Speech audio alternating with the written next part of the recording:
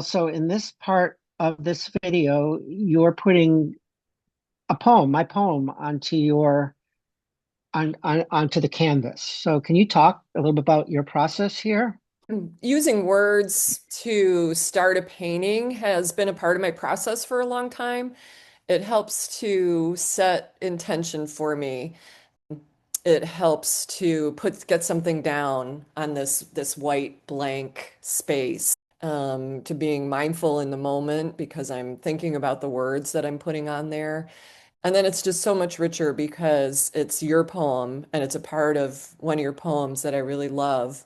Great jumpstart into this creative process of what So what happened. I love about that, Carol, is that Leonard Cohen was quoted as saying, someone asked him, "Where do the poems come from?" And he said, "I wish I knew, but if I find out, I will go there." And you're describing a little bit about where your picture comes from. Yeah, if I could find that place, if we could find that place, we'd go there all the time, but it's not a place to find. It's a state of mind and a state within your body to enter into, stepping into a flow. It's like the flow of life and creativity is happening, right? And kind of getting out of the way, right? Getting our Yeah, and I getting totally getting that out of the way. and that totally resonates with me. Even the way I wrote this poem was I don't know where I'm going. I have to get into some level of flow or listening. It's almost like the poem, and maybe the paintings too, but the poem exists. I'm somewhere else, and I have to tune in, and then I can begin to hear the poem that wants to come through me, right? And then it begins to vibrate through me, and then it comes out, and I have to be in a certain place, a certain way of listening, so I can attune to that poem. And what I'm really interested in is like the different ways, the different portals into that flow. And Yeah. one of the portals that you're describing is that conversation kept you in that flow. The conversation between the words and you, the conversation became between you and your canvas. Like, it reminds me of David Whyte, who always talks about the conversational nature of reality, and how to enter into the conversation. This conversation, that you're talking about, it's happening for you with the words and for me with the paint, and it's happening between you and I, two friends, two longtime, really old friends, right? Where we've created then this separate space between the two of us where we're nurturing this creativity and we're trying to articulate this experience. Like we're trying to go there, go to that spot. Like Leonard Cohen said, it's like you and I, through our conversations, we're accessing it, and that creates a richness too that then re-enters back into, I think, both of our work, because That's so interesting to me because what that gets, and this gets me excited too, is like you work in layers as you're painting, right? You start with a layer, a blue layer here, and then you start with a word layer, and then you layer upon until it forms something. But even before you put any paint on the canvas, there are already layers. There are 25 years of layers of conversations we've had, of experiences we've had both individually and then as friends that are part of what informs what comes out in this painting, yeah, right? It's like that is part of the layers that are the invisible layers that happened before this even existed. And I just love that idea that you can never get totally to the origin of a piece of art because really then you go back to the Big Bang. I mean, ultimately, right? right. Like there's a piece of the Big Bang in this piece of art, Yeah, right? yeah, And then of course there's a lot of our friendship and our care for each other and different things we've had, and that's all part of the conversation and informs the conversation. And now we're having this conversation about creativity and art, and that's informing. And then there was a poem that and now we're riffing off this poem, and then you're riffing off the poem to make this painting, and then you're riffing off whatever colors are there until it forms this elephant. And so it's there are so many richness of layers, right? yes, absolutely. And that's just the richness of life. It is layers, and our art forms just emulate that, and then it's interesting in this piece because it ended up being an elephant, and that was, that really was not in my I wasn't intending on creating an elephant. So I moved the paint around because I'm still in abstract mode. I'm trying to keep the painting abstract so I can play and I can be in that place and not attach too quickly to what do I see? What does it look like? Something representational because our brains want to grasp that. It's just natural. It's just how our brains are. So really trying to just stay in that abstract place. And a way of doing that is turning the painting around and working on it, in a different orientation and looking at it from a different orientation. And then at some point, this subtle shape of an elephant, what I saw as an elephant, was showing up. And I had asked some other people, some other artist friends of mine that had come by my studio, and I'm like, "Do you see the elephant?" And they're like, "Where? Where is the elephant?" Right? And I'm like, "It's right there. Can't you see it?" And and even then, I have to, I sat with it for a little while because it's like, well, this just because I see a subtle elephant, I can see a lot of things in my paintings as I'm doing them. It doesn't mean that that's what the painting then necessarily, wants to become or what I want it to become. And so I sat with it for a few days, and you and I chatted about it too. And I'm like, "There's this elephant here and stuff," and then it felt like, yeah, for some reason, I love this little elephant that's showing up in it. I was really, really enjoying that, and felt like, yeah, that's what I wanted it to be. And then I watched this lovely documentary, The Elephant Whisperers, and I used their elephant as a reference to try and make it, look like an elephant in some ways, but still keeping the transparency of all the layers. Again, back to the layers. So in the elephant, you can Yeah. see all the layers and the history of the painting that went before it. And what's so beautiful about that is art is a non-linear journey to a place that we don't know we're going to, right? No idea that you are journeying toward an elephant that you would love. But it's like the improvisational dance of art and creativity that you're talking about, both the improvisational dance between us and the improvisational dance between you and the material, the paint, the what's emerging, and then this elephant emerged that you loved. And I just feel like there's something about that that's important. It's like there's something beyond us that we are, again, that where did that elephant come from? It's the same place that Leonard Cohen is talking about, right?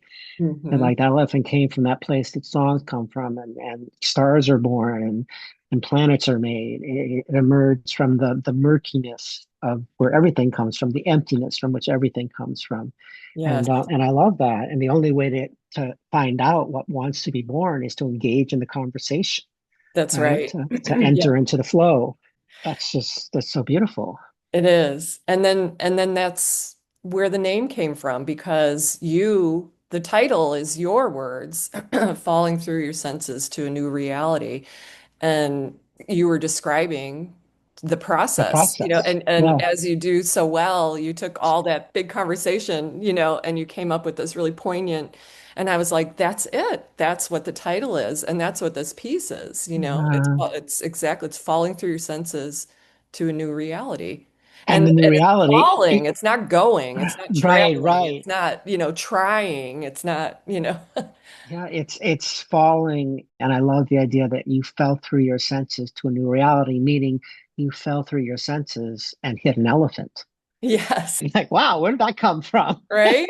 So great. Right, right. But it was the surrendering to the gravity. It was the not trying to control. You can't when you're falling, you don't control the fall. You surrender to the fall. Yes. And so art as an act of surrender, which then becomes that's where it becomes like a spiritual practice. That's where it becomes like prayer, right? Or something. It's Yeah. like, you got to let yourself fall and let go of control, and that's scary, you Yeah. know, Absolutely. you know. But it's But so worth it's it. yeah, Right? yeah. It's fully living. If you allow yourself to fall, then you find the elephant, you find the words, you find the color, you find the thing that wants to come into the world from the other world. Yes. And then it's a Uh, choice because I could have chosen a lot of different things in this painting. So that's the piece then. Then at some point I'm choosing to say, okay, I'm landing. on this, Right, out right, of choice. And through over the years, I've learned to, sit with that more when I was a newer painter, newer to painting. So it was like always, oh, there, I see something in the painting, that I can make sense right. of, right? And we grasp towards that. And now it's like, oh, let's sit with that and see, if this is what this painting really wants to be. And then it is a choice. And then when it's done, recognize that you could have taken it in a whole nother direction, and that would be a whole nother painting, So it's But it's interesting to think about how you make that choice, right? Mhm. Because what I'm hearing in a way is like you could make it intellectually, okay, pros and cons, intellectually left brain. But what you said, and this is when maybe art becomes a path with a heart, is you said at some point you fell in love with the elephant. And somehow it was infused also with the Elephant Whisperer award-winning documentary, and that inspired you. Actually, I just watched that on the plane recently. I loved it. It was beautiful. It was love that informed that choice, right? Yeah. And Yeah, that it I was. think that elephant actually has that love in it. That's why I think it's so stunning. Mm. It must be because it's other people resonate with it on that level too, which Yeah, is lovely. So, and yes, elephant is a nice subject that a lot of people resonate with, but there's some people that encounter the painting and I think they're feeling that love as well too, which is I what don't think it's happens with our about it. art. Yeah, I don't think it's about a generic elephant. I think Yeah. they're in love with that specific elephant that you have a relationship with because you fell in love with it. Yeah. I agree. I would agree. Yeah. It's a section of the poem that I'd like to just read, and I want to hear you read your whole poem and Okay. hearing it in your voice. But I think for you to also be able to hear it, me reading it to you, even if Hmm. I'm going to read it in the way that I see it and stuff, but I Hmm. just want to, it's kind of like an offering, like I want to offer back to you, these Mm. words that are really That touched vibrating and you. resonating for me, touching me. Yeah. Yeah. You just need to stop doing. You just need to stop moving. The world offers itself to you over and over, wave upon wave. Poetry is a call to stop, to turn around, to let the waves find you and take you and fill you, to finally, at long last, come home to this world that has been waiting for you your whole life. You act as if the world is out to get you. You act as if you need to turn, you need to run from the world, but maybe the world just wants to love you. Maybe you should let it. It's nice to hear you read it in the way that it touched you. That's part of the conversation, right? Yeah, So I can read. Do you want me to read this? I can read the whole poem. It's part sure. of, so this poem is called Let It. Sometimes the only thing to do is nothing. Sometimes doing is in the way. Because in order to take in this world, you have to be quiet. You have to be still. Then you might hear the bird song in the afternoon light. Then you might feel the heartbeat keeping you alive. Then you might see the blue color of the sky. I mean, really see it. You go to museums and you climb mountains to seek beauty in high, extraordinary places. But you do not have to go anywhere. It is all around you, always. You just need to stop doing. You just need to stop moving. The world offers itself to you over and over, wave upon wave. Poetry is a call to stop, to turn around, to let the waves find you and take you and fill you, to finally, at long last, come home to this world that has been waiting for you your whole life. You act as if the world is out to get you. You act as if you need to run from this world. But maybe the world just wants to love you. Maybe you should let it. Okay. I don't feel like there's anything else left to say. That's it. Yeah, that's where he landed on this poem and this elephant That's and, right. and the love that sustains and holds them both. Yeah, that's right.